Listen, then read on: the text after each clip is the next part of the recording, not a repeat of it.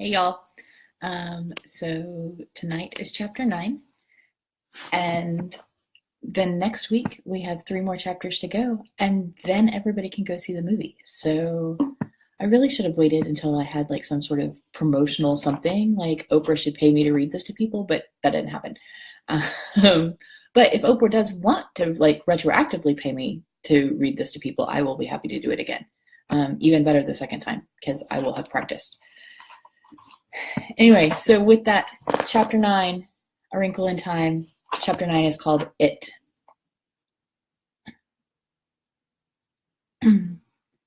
Meg rushed at the man imprisoned in the column, but as she reached what seemed to be the open door, she was hurled backward as though she had crashed into a brick wall. Calvin caught her. It's just transparent like glass this time, he told her.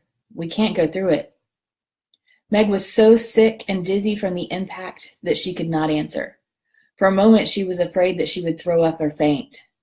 Charles Wallace laughed again, the laugh that was not his own. And it was this that saved her. For once more anger overcame her pain and fear.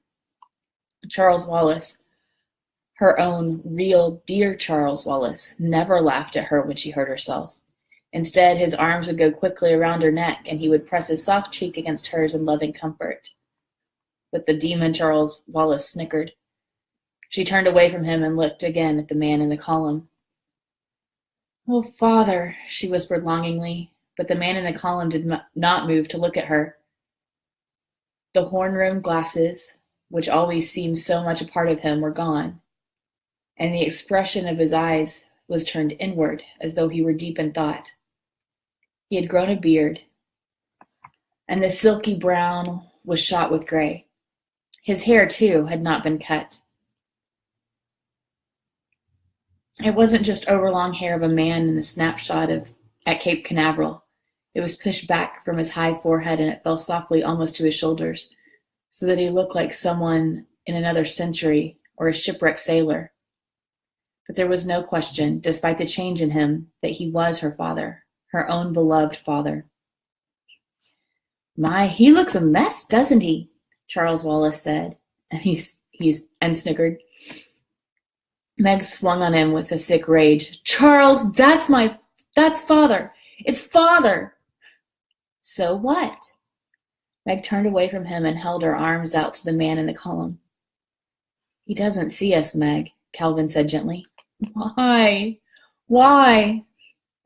I think it's like those little peepholes they have in apartments in the front doors," Calvin explained. "You know, from the inside you can look through and see everything, and from the outside you can't see anything at all. We can see him, but he can't see us." "Charles," Meg pleaded, "let me into father." "Why?" Charles asked placidly. Meg remembered that when they were in the room with the man with the red eyes, she had knocked Charles Wallace back into himself when she tackled him, and his head cracked the floor. So she hurled herself at him. But before she could reach him, his fist shot out and punched her hard in the stomach. She gasped for breath. Sickly, she turned away from her brother, back to the transparent wall. There was the cell. There was the column with her father inside.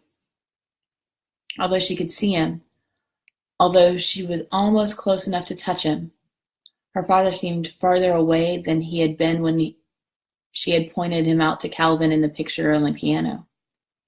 He stood there quietly as though frozen in a column of ice, an expression of suffering and endurance on his face that pierced into her heart like an arrow. "You say you want to help father?" Charles Wallace's voice came from behind her with no emotion whatsoever. "Yes.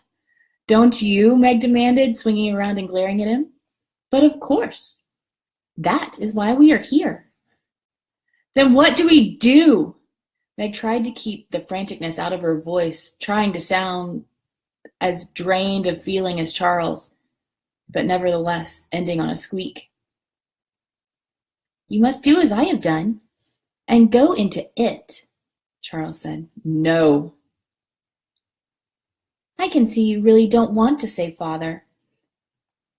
"How will being a zombie save father?" "You will just have to take my word for it, Margaret," came the cold, flat voice of Charles Wallace. It wants you, and it will get you. Don't forget that I, too, am a part of it now. You know I wouldn't have done it if it weren't the right thing to do. Calvin, Meg asked in agony. Will it really save Father? But Calvin was paying no attention to her. He seemed to be concentrating with all his power on Charles Wallace. He stared into the pale blue that was all that was left of Charles Wallace's eyes. And for thou wast a spirit too delicate to act her earthly and abhorred commands. She did confine thee into a cloven pine, he whispered. And Meg recognized Mrs. Hugh's words to him. For a moment, Charles Wallace seemed to listen. Then he shrugged and turned away. Calvin followed him, trying to keep his eyes focused on Charles's. You want a witch, Charles, he said. It's the witch, not our ladies. Good thing I had the tempest at school this year, isn't it, Charles? It was the witch who put Ariel into the cloven pine, wasn't it? Charles Wallace's voice seemed to come from a great distance. Stop staring at me. Breathing quickly with excitement, Calvin continued to pin Charles Wallace with his stare. You're like Ariel in the cloven pine, Charles. And I can let you out. Look at me, Charles. Come back to us. Again the shudder went through Charles Wallace. Calvin's intense voice hit at him. Come back, Charles. Come back to us. Again Charles shuddered.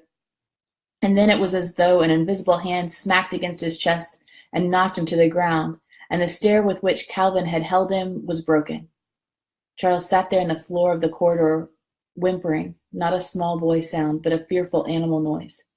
Calvin, Meg turned to him, clasping her hands intensely. Try to get to Father. Calvin shook his head. Charles almost came out. I almost did it. He almost came back to us. But Father, I can see you. Her voice trailed off. Suddenly she shoved Mrs. Hugh's glasses on her nose and peered over them. Immediately she was in complete and utter darkness. She snatched them off her face and thrust them at her father. Here. Whoops. I skipped a page. Yeah, totally skipped a page. It's like, that's not how the next thing happens. He almost came. So let's read back.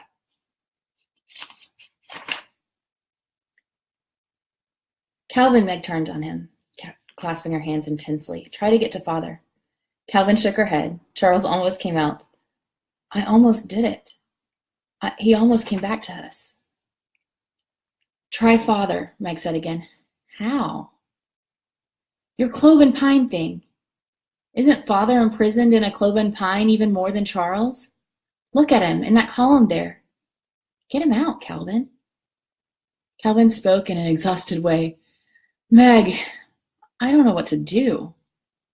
I don't know how to get in. Meg, they're asking too much of us. Mrs. Hugh's spectacles, Meg said suddenly. Mrs. Who had told her to use them only as a last resort, and surely that was now. She reached into her pocket, and the spectacles were there, cool and light and comforting. With trembling fingers, she pulled them on. Give me those spectacles, Charles Wallace's voice came in a harsh command. He scrambled up off the floor and ran at her. She barely had time to snatch off her own glasses and put on Mrs. Hugh's.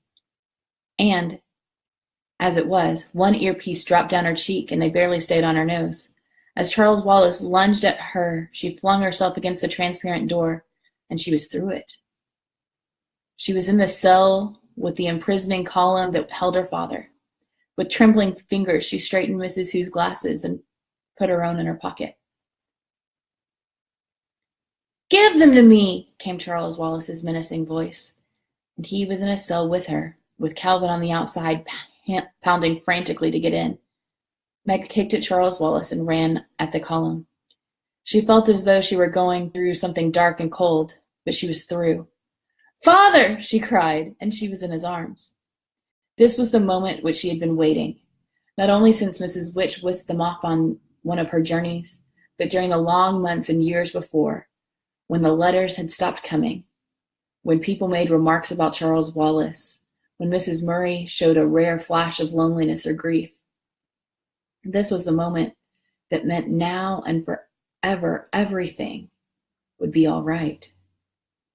As she pressed against her father, all was forgotten except joy. There was only peace and comfort of leaning against him, the wonder of the protecting circle of his arms, the feeling of complete reassurance and safety that his presence always gave her. Her voice broke out in a happy sob. "Oh, Father, Father!" "Meg!" he cried in a glad surprise. "Meg, what are you doing here? Where is your mother? Where are the boys?" She looked out of the column, and there was Charles Wallace in the cell, an alien expression distorting his face. She turned back to her father. There was no more time for greeting, for joy, for explanation. "We have to go to Charles Wallace," she said, her words tense. "Quickly." Her father's hands were moving, gropingly over her face, and she felt the touch of strong, gentle fingers and realized with flooding horror that she could see him, that she could see Charles in the cell and Calvin in the corridor, but her father could not see them, could not see her. She looked at him in panic, but his eyes were the same steady blue that she remembered. She moved her hand brusquely across the line of vision, but he did not blink. "Father," she cried. "Father, can you see me?" His arms went around her again in a comforting, reassuring gesture. "No, Meg." "But Father, I can see you," she trailed off. Suddenly she shoved Mrs. Hugh's glasses down her nose and peered over them. And immediately she was in complete and utter darkness. She snatched them off her face and thrust them at her father. "Here!"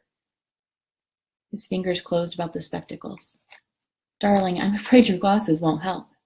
"But they're Mrs. Hugh's, they're not mine," she explained, not realizing that her words would sound like gibberish to him. "Please try them, Father, please."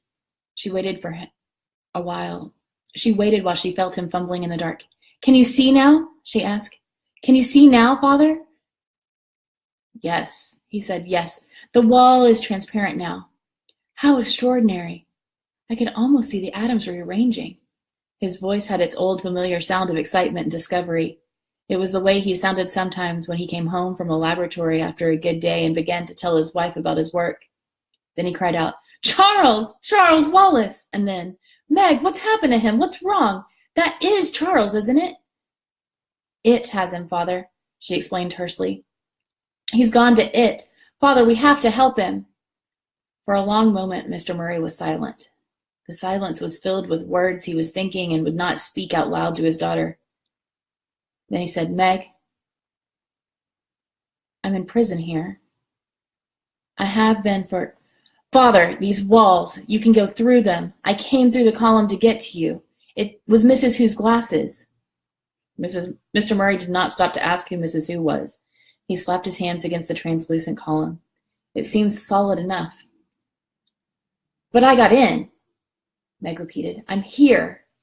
Maybe the glasses help the atoms rearrange. Try it, Father." She waited breathlessly, and after a moment she realized that she was alone in the column. She put her hands out in the darkness and felt the smooth surface curving around her on all sides. She seemed utterly alone, the silence and darkness impenetrable forever. She fought down panic until she heard her father's voice coming to her very faintly. "I'm coming back in for you, Meg." It was almost as tangible a feeling as atoms of the strange material seemed to be a part of him, seemed to part and let go. Blah. Let's try that sentence again. It was almost a tangible feeling as the atoms of the strange material seemed to part and let him through to her. In their beach house at Cape Canaveral, there had been a curtain between the dining and living room made of long strands of rice. It looked like a solid curtain, but you could walk right through it. At first, Meg had flinched each time she came to the curtain, but gradually she got used to it and would go running right through, leaving long strands of rice swinging behind her. Perhaps the atoms of the walls were arranged in somewhat the same fashion. "Put your arms around my neck, Meg," Mr. Murray said. "Hold on to me tightly. Close your eyes and don't be afraid." He picked her up and wrapped her long legs around his waist and clung. He picked her up and she wrapped her long legs around his waist and clung to his neck. With Mrs. Hugh's spectacles on, she had felt only a faint darkness and coldness as she moved through the column. Without the glasses, she felt the same awful clamminess she had when they had tessered through the outer darkness of Camazotz. Whatever the black thing was to which Camazotz had submitted, it was within as well as without the planet. For a moment, it seemed that the chill darkness would tear her from her father's arms. She tried to scream, but within that icy horror No sound was possible. Her father's arms tightened around her, and she clung to his neck with a strange hold. But she was no longer lost in panic. She knew that if her father could not get through the wall, she knew that if her father could not get her through the wall, he would stay with her rather than leave her. She knew she was safe as long as she was in his arms. But then they were outside. The column rose up in the middle of the room, crystal clear and empty. Meg blinked at the blurred figures of Charles and her father and wondered why they did not clear. She grabbed her own glasses out of her pocket and put them on, and her myopic eyes were able to focus. Charles Wallace was tapping one foot impatiently against the floor. "It is not pleased," he said. "It is not pleased at all." Mr. Murray released Meg and knelt in front of the little boy. "Charles," his voice was tender. "Charles Wallace." "What do you want?" "I am your father, Charles. Look at me." The pale blue eyes seemed to focus on Mr. Murray's face. "Hi, Pop," came an insolent voice. "That isn't Charles," Meg cried. "Oh, Father, Charles isn't like that. It has him." "Yes," Mr. Murray sounded tired. "I see." He held his arms out. "Charles, come here." Father will make it all right, Meg thought. Everything will be all right now. Charles did not move toward the outstretched arms. He stood a few feet away from his father, but he did not look at him. "Look at me," Mr. Murray commanded. "No." Mr. Murray's voice became harsh. "When you speak to me, you will say no, Father, or no, sir." "Come off it, Pop," came a cold voice from Charles Wallace. Charles Wallace, who, outside Camazot's, had been strange, had been different, but never rude. "You're not the boss around here." Meg could see Calvin pounding again on the glass wall. "Calvin!" she called. "He can't hear you," Charles said. He made a horrible face at Calvin and then thumbed his nose. "Who's Calvin?" Mr. Murray asked. Meg started, but Charles Wallace cut her short. "You'll have to defer your explanations. Let's go." "Go where?" "To it." "No," Mr. Murray said. "You can't take Meg there." "Oh, can't I?" "No, you cannot. You're my son, Charles, and I'm afraid you have to do as I say." "But he isn't Charles," Meg cried in anguish. Why didn't her father understand? "Charles is nothing like that, Father. You know he's nothing like that." "He was only a baby when I left," Mr. Murray said heavily. "Father, it's it talking through Charles." "It isn't Charles. He's bewitched." "Fairy tales again," Charles said. "You know it, Father." "Yes." "Have you seen it?" "Yes, Meg." Again his voice sounded exhausted. "Yes, I have." He turned to Charles. "You knew she wouldn't be able to hold out." "Exactly," Charles said. "Father, you can't talk to him as if he were Charles. Ask Calvin. Calvin will tell you." "Come along," Charles Wallace said. "We must go." He held up his hand carelessly and walked out of the cell, and there was nothing for Meg or Mr. Murray to do but follow. As they stepped into the corridor, Meg caught her father's sleeve. "Calvin's here. Calvin, here's Father." Calvin turned anxiously towards them. His freckles and his hair stood brilliantly against his white face. "Make your introductions later," Charles Wallace said. "It does not like to be kept waiting." He walked down the corridor, his gait seemingly getting more jerky with every step. The others followed, walking rapidly to keep up. "Does your father know about Mrs. W's?" Cowan asked Meg. "There hasn't been time for anything. Everything's awful." Despair settled like a stone in the pit of Meg's stomach. She had been so certain that the moment she found her father, everything would be all right. Everything would be settled. All the problems would be taken out of her hands, and she would no longer be responsible for anything. And instead of this happy, expected outcome, They seem to be encountering all kinds of new troubles. He doesn't understand about Charles, she whispered to Calvin, looking unhappily at her father's back as he walked behind the little boy. Where are we going? Calvin asked. To it. Calvin, I don't want to go. I can't. She stopped, but Charles continued his jerky pace. We can't leave Charles, Calvin said. They wouldn't like it. Who wouldn't? Mrs. Whatsit and co. But they've betrayed us. They brought us here to this terrible place and abandoned us. Calvin looked at her in surprise. You sit down and give up if you like, he said. I'm sticking with Charles. And he ran to keep up with Charles Wallace and Mr. Murray. I didn't mean, Meg started and pounded off after them. Just as she caught up with them, Charles Wallace stopped and raised his hand, and there was the elevator again, its yellow light sinister. Meg felt her stomach jerk at the swift descent. They were silent until the motion stopped, silent as they followed Charles Wallace through the long corridors and out into the street. The Central Intelligence Building loomed up, stark and angular behind them. Do something, Meg implored her father silently. Do something. Help us. Save us. They turned a corner, and at the end of the street was a strange dome-like building. Its walls glowed with a flicker of violet flame. Its silvery roof pulsed with ominous light. The light was neither warm nor cold, but it seemed to reach out and touch them. This, Meg was sure, must be where it was waiting for them. They moved down the street, more slowly now. As they came closer to the domed building, the violet flickering seemed to reach out, to envelop them, to suck them in. And they were inside.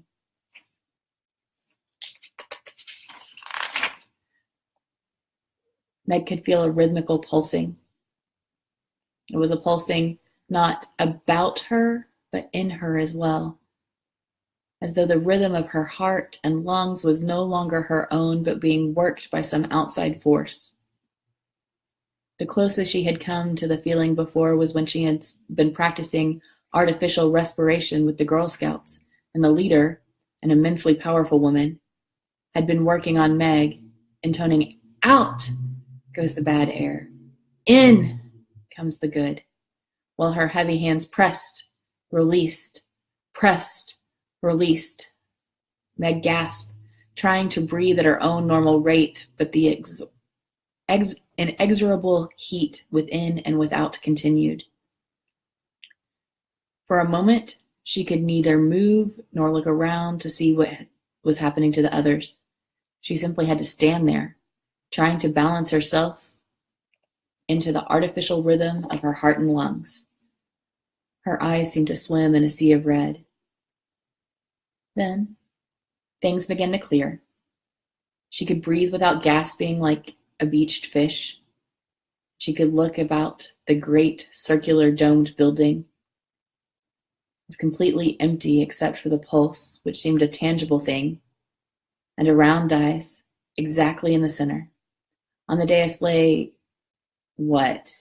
Meg couldn't tell, and yet she knew that it was from this that the rhythm came. She stepped forward tentatively. She felt that she was beyond fear now. Charles Wallace was no longer Charles Wallace. Her father had been found, but he had not made everything right. Instead, everything was worse than ever. She adored her father, and her adored father was bearded and thin and white and not omnipotent after all. No matter what happened next, things could be no more terrible or frightening than they already were. Or could they? As she continued to step forward, at last she realized what the thing on the dais was. It was a brain, a disembodied brain, an oversized brain just enough larger than a normal brain to be completely revolting and terrifying. A living brain, a brain that pulsed and quivered, that seized and commanded. No wonder the brain was called It. It was the most horrible, the most repellent thing she had ever seen, far more nauseating than anything she had ever imagined with her conscious mind, or that had ever tormented her in her most terrible nightmares. But as she had felt that she had been beyond fear, so now was she beyond screaming. She looked at Charles Wallace, and he stood there, turned toward it, his jaw hanging slightly loose, his vacant eyes slowly twirled. Oh yes, things could always be worse. Those twirling eyes within Charles Wallace's soft round face made Meg icy cold inside and out. She looked away from Charles Wallace and at her father. Her father stood there with Mrs. Hugh's glasses still perched on his nose. Did he remember he still had them on? And he shouted to Calvin, "Don't give in!"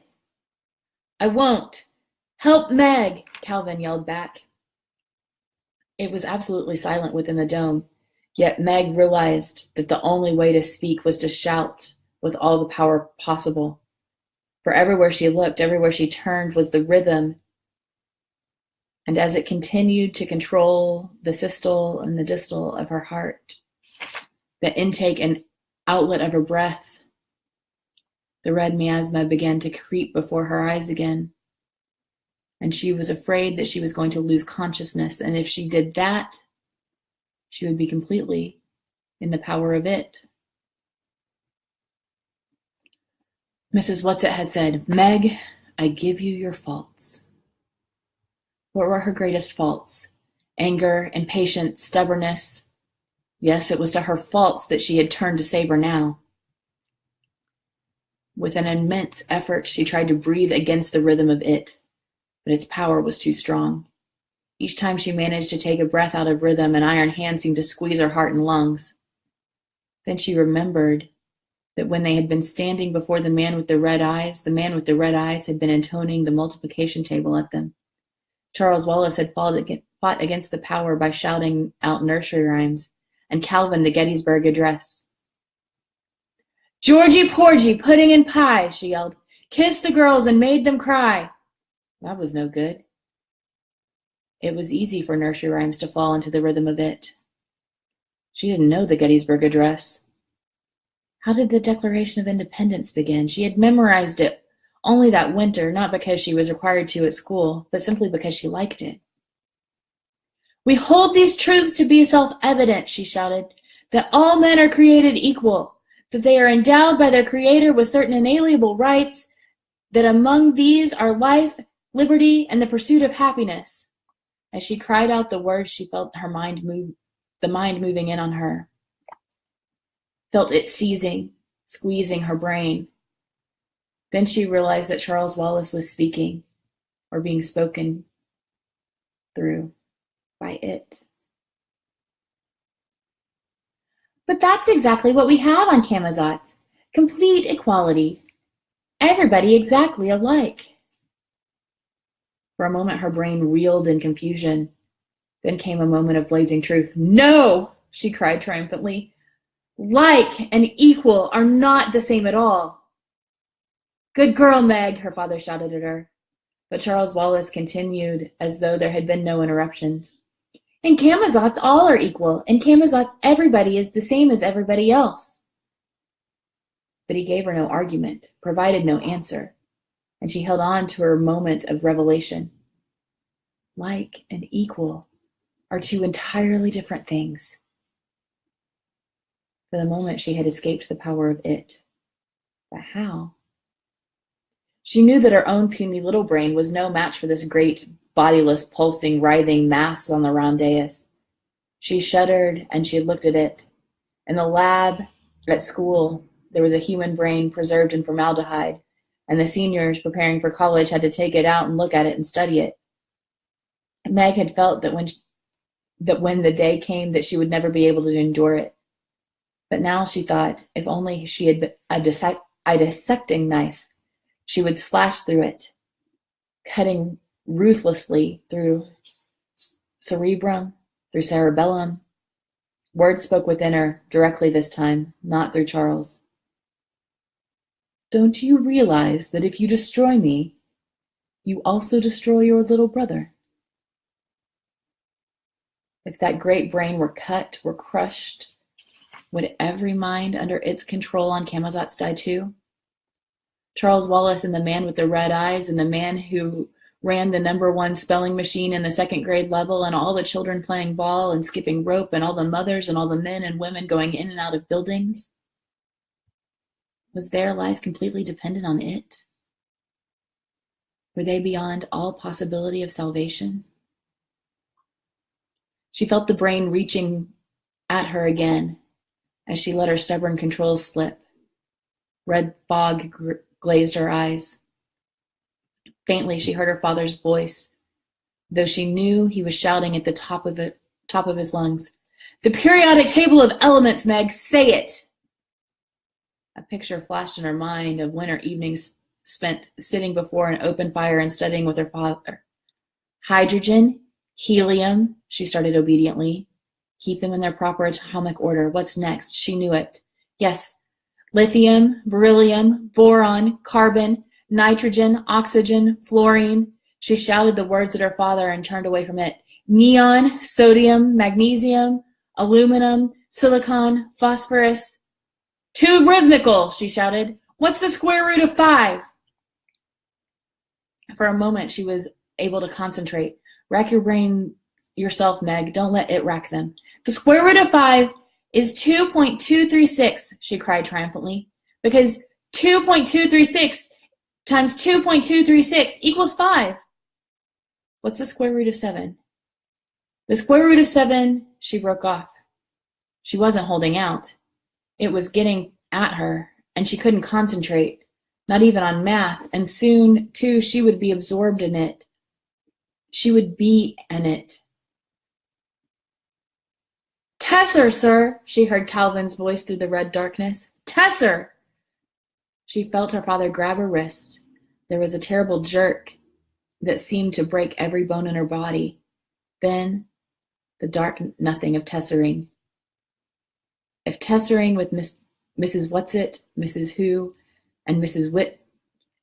Witch had been strange and fearful experience, it was nothing like Tessering with her father. After all, Mrs. Witch was experienced at it, and Mr. Murray, how did he know anything about it at all? Meg felt that she was being torn apart by a whirlwind. She was lost in an agony of pain that finally dissolved into darkness of complete unconsciousness. All right, friends, I'll see you Monday for Chapter 10, Absolute Zero.